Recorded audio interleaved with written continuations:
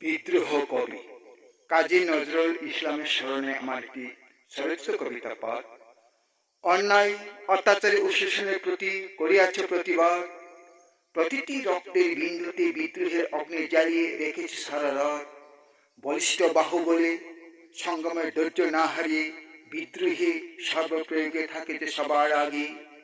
হিন্দু মুসলমান ভেদাভেদ ছেড়ে দিয়ে হৃদয়ে আপন করি হিন্দু মুসলমান মিলনের সাপি দিয়েছে সারা জীবনী। মুসলিম তার নয়নমণি, হিন্দু তার প্রাণ, মেলবন্ধনে এগিয়ে এসে জেহাদ ঘোষণায় অগ্রসরী।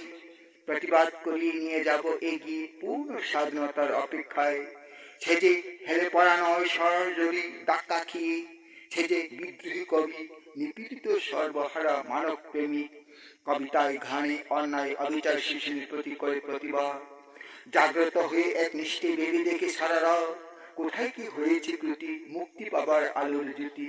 ভুলভ্রান্তি ডিঙ্গিয়ে নিয়ে যাব এগিয়ে বিদ্রোহের ঐক্যর মেলবন্ধনে মিলনের সন্ধানে। পূর্ণ স্বাধীনতার ধ্বনিতে লিখে পত্রিকায় ধূমকেতুতে রাজদ্রোহের অভিযোগে কিছু না বোঝার আগে কয়েকদিনের জন্য বন্দী হতে হয়েছিল কারালয়ে।